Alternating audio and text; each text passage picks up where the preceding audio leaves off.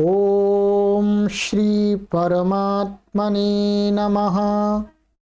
ओम श्री गुरुभ्यो नमः। ओम श्री ऋषिभ्यो नमः। ओम सहना ववतु सहनौ भुनक्तु सह वीर्यं करवावहै तेजस्विनावधीतमस्तु मा विद्विषावहै। ओम शांति शांति शांति। सर्वेभ्यो नमः। देववाणी संस्कृतं यूट्यूब चलदृश्यं प्रति भवतीनां च हार्दं स्वागतम्। देववाणी संस्कृतम यूट्यूब चैनल में आप सभी का हार्दिक अभिनंदन है।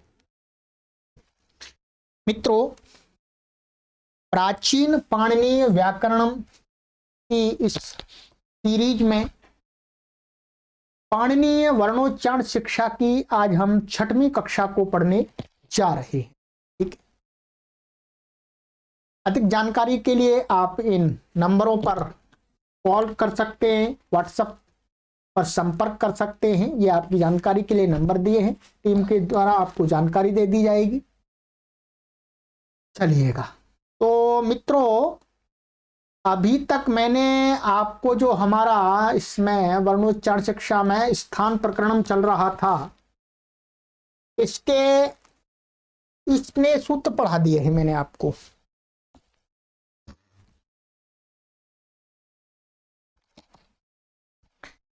ये सूत्र हमने यहां तक पढ़ा दिए आपको। ऋतु लसा दंत्याह यहां तक पढ़ा दिए थे 11 सूत्र। ठीक है, तो मैं चाहूंगा कि एक बार हम सभी सूत्रों की आवृत्ति कर लेते हैं, उच्चारण कर लेते हैं।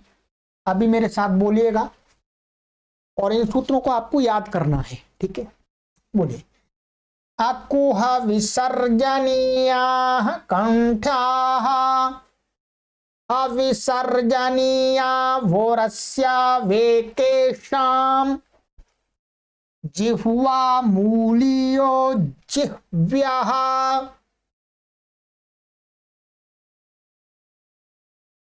यहां ऐसा कीजिएगा, हलंत है। ठीक है, ऐसा ही यहां पर भी है। कवर्गा रेवर्णश्च जिह्व्यः सर्वमुखस्थानमवर्णमित्येके।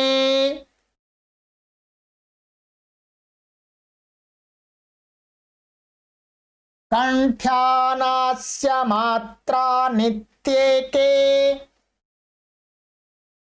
इचु यशास्तालव्याः ऋटुरसा मूर्धन्याः रेफो दंतमूलीय एकेशाम् दंतमूलस्तु कवर्गः। ऋतुलसा दंत्याः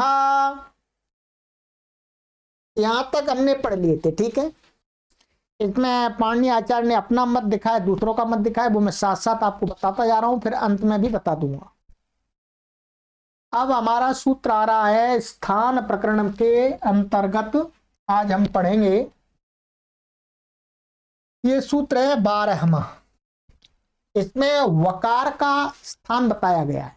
वकार का उच्चारण स्थान क्या है? सूत्र है आपका वकारो दंत्योष्ठ्यः। ये सूत्र है। ठीक है,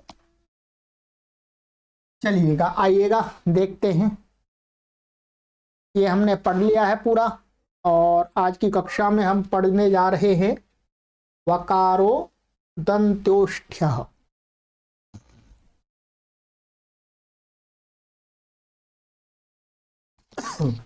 चलिएगा, बोलिएगा।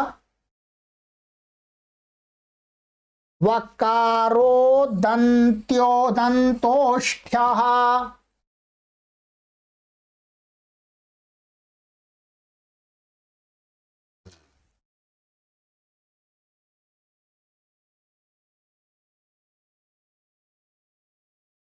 वकारो दन्तोष्ठ्यः।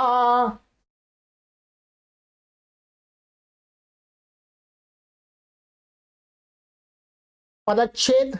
वकारः प्रथमा व्यक्ति एकवचनान्तम, दन्तोष्ठ्यः प्रथमा व्यक्ति ही एकवचनान्तम। समासः, समास इसमें किया गया है दंताश्च ओष्ठौ च दंतोष्ठम, समाहार द्वंद्व है, समाहार द्वंद्व समास किया गया, ठीक है। अब दंतोष्ठम शब्द से दंतोष्ठ्य बनाना है। इसके लिए महर्षि पाणिनि के सूत्र से क्या होता है, प्रत्यय होता है। यहां पर आपकी जानकारी के लिए थोड़ा सा बता देता हूं मैं कि यहां पर दंत शब्द और ओष्ठ शब्द में वृद्धि रेची से वृद्धि प्राप्त थी। यहां पर वृद्धि हो जाती है, दंतौष्ठम बनता है, दंतौष्ठम बनता। परंतु इसका लिए दंतौष्ठम नहीं बनता है, ये दंतोष्ठम बनता है। इसके लिए एक वार्तिक दिया गया है व्याकरण में, ओत्पोष्ठयोः समासे वा पररूपम वक्तव्यम। इस वार्तिक से क्या हो जाता है, वृद्धि नहीं होती है, पररूप हो जाता है, तो दंतोष्ठम बनता है, ठीक है। ये व्याकरण की दृष्टि से आप यदि कोई शंका मन में आए तो दंतोष्ठम ऐसा सिद्ध होता है। इति पररूपम, पररूप हो जाता है, अर्थात ऐसा मानिएगा ये दंत शब्द है और आप इसमें आगे ओष्ठ शब्द जोड़ेंगे हैं, ये ओष्ठम, तो यहाँ पर क्या था, वृद्धि रेची से वृद्धि प्राप्त हो जाती, अवर्ण से उत्तर एच के परे रहते तो वृद्धि हो जाती, दंतौष्ठम बनता। पर दंतौष्ठम दिखता ही नहीं है, दंतोष्ठम दिखता है, तो क्या है, यहाँ वृद्धि नहीं होती, पररूप होता है, अर्थात इस और इसके स्थान में ऐसा वर्ण हो जाता है तो दंतोष्ठम बनता है। ये मुख्य मेरा कहने का तात्पर्य है। दंतोष्ठे भवो दंतोष्ठ्यः शरीरावयवाच्य इति यत् प्रत्यय है, इससे यत् प्रत्यय हो जाता है, पूर्व में भी हम करते आ रहे हैं सूत्र से, ठीक है। और दांत और ओष्ठ स्थान से उत्पन्न होने वाला वर्ण। चलिएगा अर्थ देखते हैं। अर्थः वकारः सानुनासिका निरनुनासिका भेदात्मको वकारः दंतोष्ठ्यः दंतोष्ठ स्थानीयो भवति। जो वकार है वो सानुनासिक और निरनुनासिक भेद से दो प्रकार का है, ये मैंने आपको बता दिया था। ये है आपका सानुनासिक और ये है आपका निरनुनासिक, ये दो प्रकार के वह है, ठीक है। तो इन दोनों का स्थान क्या है, दंत और ओष्ठ है, दांत और ओष्ठ। दांत माने दांतों से जिह्वा दांतों से स्पर्श करती है हल्का सा, ठीक है। और ओठ आपस क्या है, ओठ आपस में मूव होते हैं, ठीक है, ओठ के सहयोग से बोला जाता है। तो वकार भाषार्थ देखे, वकार सानुनासिक व और निरनुनासिक व भेदात्मक वकार दंतोष्ठ दांतों के स्थान में तथा ओष्ठ के सहयोग से उच्चारण करने योग्य है, ठीक है। तो जैसे अब हमको प्राय करके उत्तर भारत के लोग इसका उच्चारण गलत करते हैं, वो ब करते हैं, वो ओठों से ही बोल देते हैं। इसका है वा वा वा, जिह्वा दांतों में टच होगी, वाह वाह वाह वाह वाह वाह। ओठ आपस में मिलेंगे नहीं, ओठ आपस में मिलेंगे नहीं, मिलने के लिए पास में आना चाहेंगे पर मिलेंगे नहीं। वाह वाह वाह वाह वाह, और बा बा बा में ओठ मिल जाते हैं। तो वर्तमान में उत्तर भारत में इसका उच्चारण पूरी तरह से भ्रष्ट है। वो बको वको ब बोलते हैं, क्या बोलते हैं, बट वृक्ष, जो वट वृक्ष था वो बट वृक्ष बोलते हैं उसको, ठीक है। और भी बहुत वकार का उच्चारण को बकारी बोलते हैं वो, ठीक है, प्राय करके। तो इस पर ध्यान देना है, यदि आप उत्तर भारत के हैं तो आपको ऐसे इसमें सुधार करना है, ठीक है। वकार का स्थान क्या है? दांतों का नीचे का भाग और ओष्ठ के सहयोग से बोले जाते हैं। चलिएगा, ये हुआ। तो वकारो दंतोष्ठ्य, ठीक है, वकार का स्थान दांत और ओष्ठ है। ये यहां पर आपका टेबल था, ये केवल इस सूत्र में वकार का स्थान बताया गया। वकार दो प्रकार का है जो मैंने आपको बता दिया, सामनासिक और निरनुनासिक। अब आगे चलते हैं। आगे का सूत्र है हमारा 13वां सूत्र। ये दूसरे आचार्यों का मत दिखा रहे हैं महर्षि पाणिनि जी, ठीक है।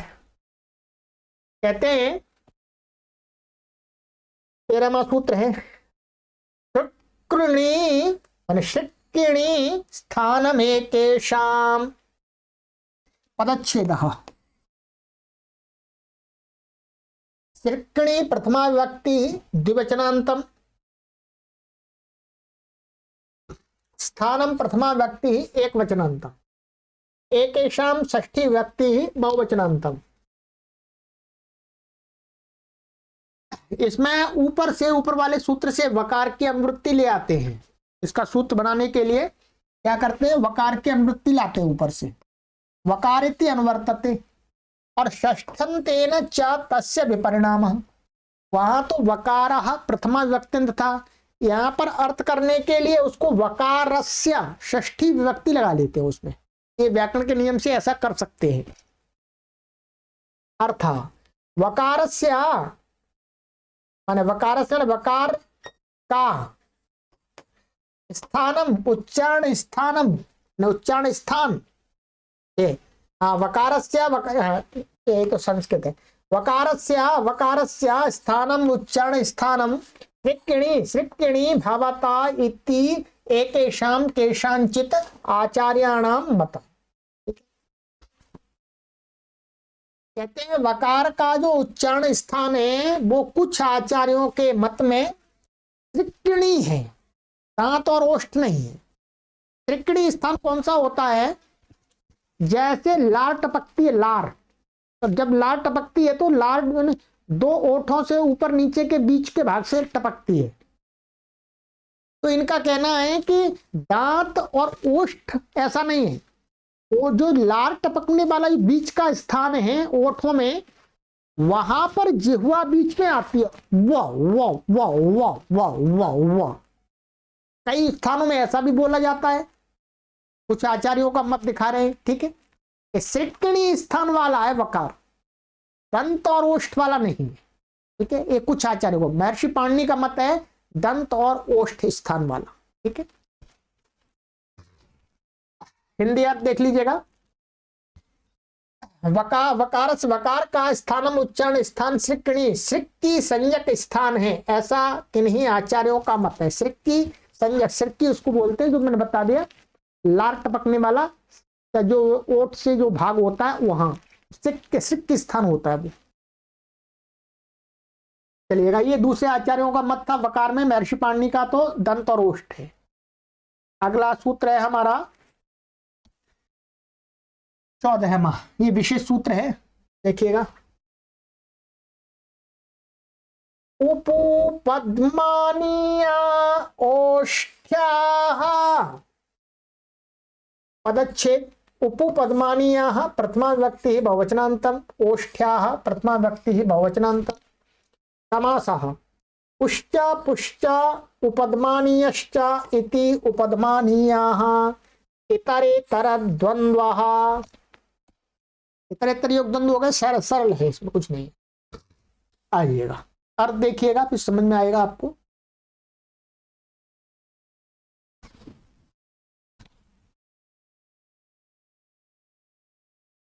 अर्थ उपपद्मानीयाः अष्टादश प्रकारा वर्णाः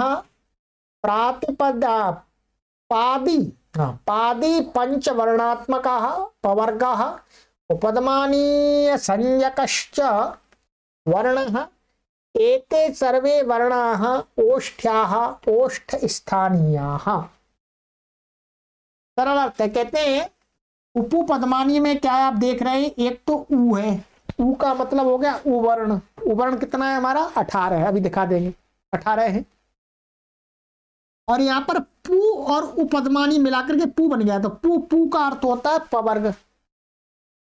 क्या होता है पवर्ग, है ना, ऊ जोड़ दिया पवर्ग हो गया। तो पवर्ग, पवर्ग में क्या है पा फा बा भा म, 5 अक्षर हो गए। और उपदमा, अच्छा उपदमानीय, उपदमानीय आपको मैंने बताया था कि उपदमानीय क्या होता है, ये होता है ये, ठीक है, माने ये उपदमानीय था। टेबल में आपको दिखा, इसका उच्चारण स्थान क्या है ओष्ठ। ओठों से माने जे ओठों ओठ से उत्पन्न होते हैं जिह्वा के सहयोग से, ठीक है, जिह्वा कर्ण है साधन है, तो इनका स्थान ओठ बताया गया। अब देखिएगा यहां पढ़ते हैं, फिर टेबल पर चलते हैं। 18 प्रकार के उवर्ण, पू माने पवर्ग अर्थात पा फा बा भा मा, ये 5 वर्ण, और उपदमानीय संज्ञक वर्ण ये सभी ओष्ठ्याः माने ओष्ठ स्थानीय हैं। माने इनका उच्चारण मुख्य रूप से ओठ से उत्पन्न होता है। ये देखिएगा आप यहां टेबल में,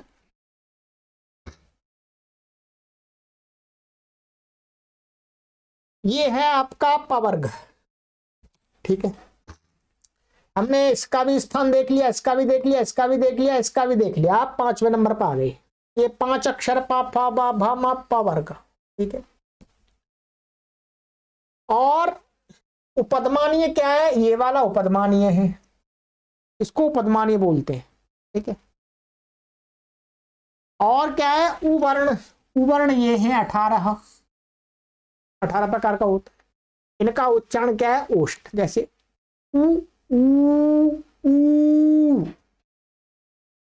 पा फा बा भा म। म में क्या है, म में नासिका भी आ जाएगी, वो पहले वाले सूत्र से नासिका भी आ जाएगी, नासिका आएगी, क्योंकि नमः नासिका स्वस्थान नासिका स्थानाः, अपने स्थान के साथ नासिका स्थान वाले भी हैं, तो म में नासिका भी आ जाएगी म म। और ये क्या है,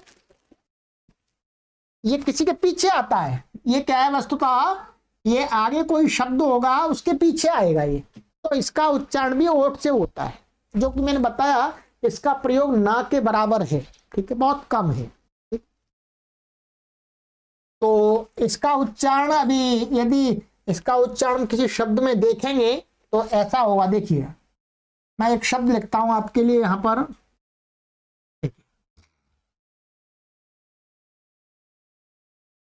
दे वा और ये पाचाती, ऐसा, ठीक है, इस प्रकार से इसका प्रयोग हुआ। देवा या विसर्ग था तो विसर्ग को ये उपदमानीय होता है, आगे पा आ रहा है इसलिए, ठीक है, आ जाएगा तो भी हो जाएगा, ठीक है। तो देव देव देव पाचाती, तो यहां इसका जो विसर्ग का उच्चारण था वो क्या बन गया, अब कंठ से ना हो करके ओठ से होने लगेगा, क्योंकि आगे पा आ रहा है इसलिए, ठीक है, बस इतना ही समझना है। और इसका प्रयोग ना के बराबर है, आप 0% मान सकते हैं, ठीक है। चलिएगा, ये हो गया आपका इसका। अब हमारा है आगे वाला 14 सूत्र, ये हो गया 14वां, ठीक है, ये हो गया, आ जाइएगा। अब हमने जो सूत्र पहले भी पढ़ा दिया है, फिर दोबारा पढ़ेंगे इसको, अब क्रम में, नहीं ये नहीं पढ़ाया, अब वो तो आगे आएगा, ये सूत्र है नया, ये विशेष सूत्र है।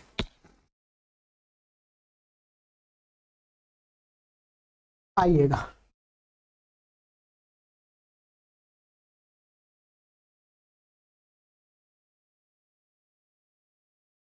अनुस्वार यमा नासिक्याः पदच्छेद अनुस्वार यमाः प्रथमा व्यक्ति बहुवचनान्तम नासिक्याः प्रथमा व्यक्ति बहुवचनान्तम समासः अनुस्वारश्च यमाश्च इति अनुस्वार यमाः इतरेतर द्वंद्व समास हुआ इसके अंदर। ठीक है, नासिकायां भवा नासिक्याः शरीरावयवाच्च इति यत् प्रत्ययः पहले के में नासिका नासिका में उत्पन्न होने वाले वर्ण क्या है नासिक्याः नासिका। ठीक है,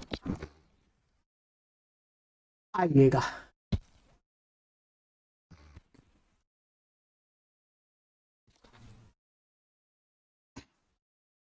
चलिए मित्रों, तो इसका अर्थ है अर्थः यमाः अनुस्वार संज्ञकाः चत्वारश्च यम संज्ञाः वर्णाः नासिक्याः नासिकास्थानीयाः नासिकयोच्चारणीया इति भावः। इसका अर्थ है कि जो अनुस्वार होता है, अनुस्वार आपको पता है किसी स्वर के पीछे उसका प्रयोग होता है। ठीक है, और यम यम आपको मैंने 4 बताए थे। यम हमारे यम कौन से हैं? यहां जो टेबल था हमने आपको दिखाया था,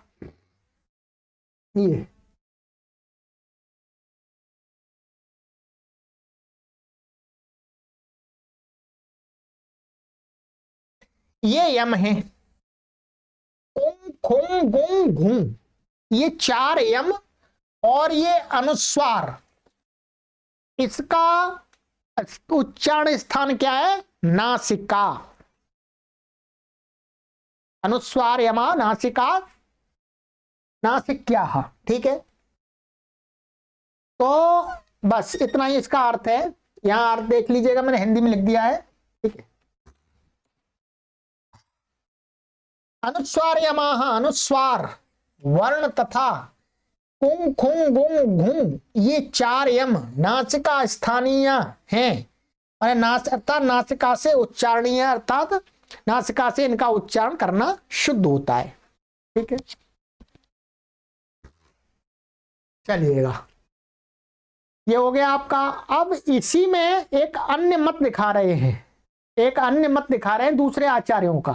ठीक है, ये आगे वाला सूत्र है हमारा,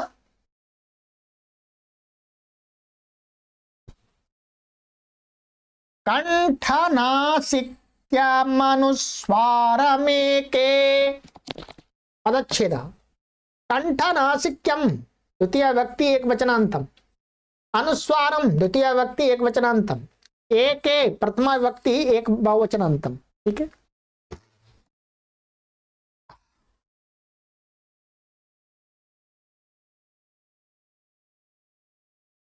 समासः कंठश्च नासिकाच्च इति कंठ नासिकम समाहार द्वंद्वः। ठीक है, कंठ और नासिका क्या है? कंठ और नासिका समाहार द्वंद्व कर दिया।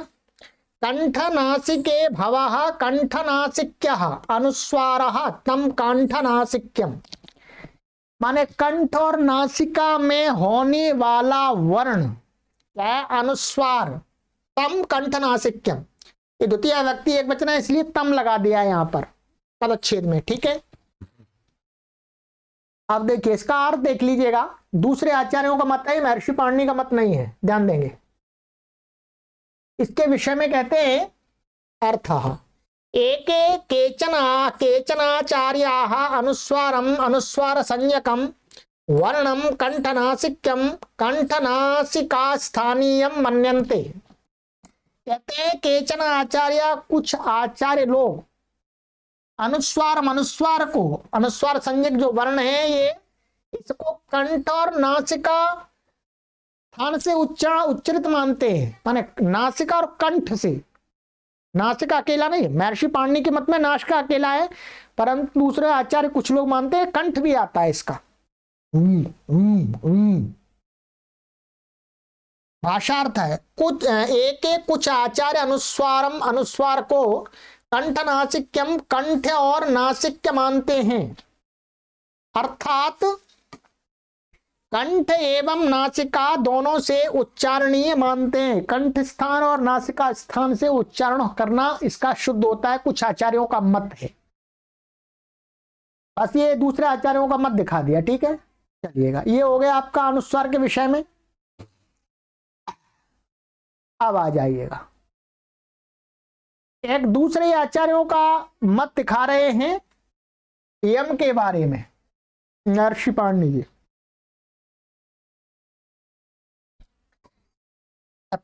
यमाश्च नासिक्या जिह्वा मूलिया एकेषाम, ठीक है।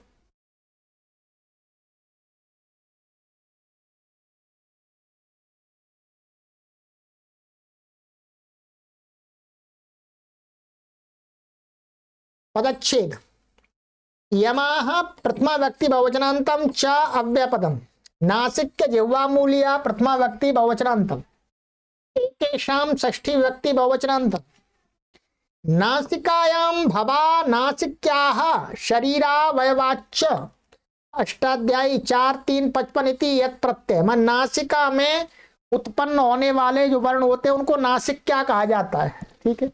इस सूत्र से यत् प्रत्यय हो गया है। और जिह्वा मूले भवा जिह्वा मूलियाः जिह्वा मूलांगुलेष्ठः अष्टाध्यायी 4-3-62 इति छ प्रत्यय। जिह्वा मूल में, जिह्वा का मूल जो कंठ है वहां पर उत्पन्न होने वाले जो वर्ण होते हैं उनको जिह्वा मूल्य कहा जाता है, ठीक है। तो जिह्वा मूल्य माने छ प्रत्यय हो जाता है व्याकरण की दृष्टि से। अब इसमें समास देख लेते हैं थोड़ा सा, ठीक है। आइएगा, समासः नासिक्याश्च ते जिह्वामूलियाश्च इति नासिक्य जिह्वामूलियाः कर्मधारयः। ये कर्मधारय तत्पुरुष समास है इसके अंदर, ठीक है। माने वही नासिक्य वही जिह्वामूली माने कंठ वाले हैं, ठीक है। ये जिह्वामूली वर्ण नहीं है, तो जिह्वामूली आपको हमने बताया था ये वाला, ये का ये वाला नहीं है। ये जिह्वामूली माने कंठ से उच्चरित वर्ण वाला की बात हो रही है, ठीक है। आइएगा, अर्थ देखिएगा।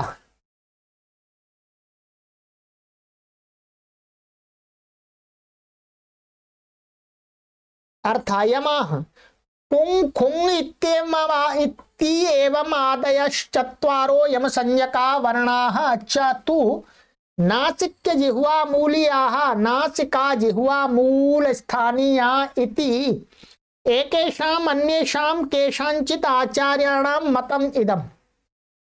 सरल हिंदी संस्कृत भाषा है। एक कुंग खुंग गुंग घुंग, ये 4 यम हैं जो अभी बात कर रहे थे हम।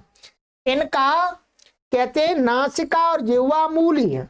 नासिका और जिह्वा का मूल ये स्थान है कुछ आचार्यों के मत में, उनका ऐसा मानना है।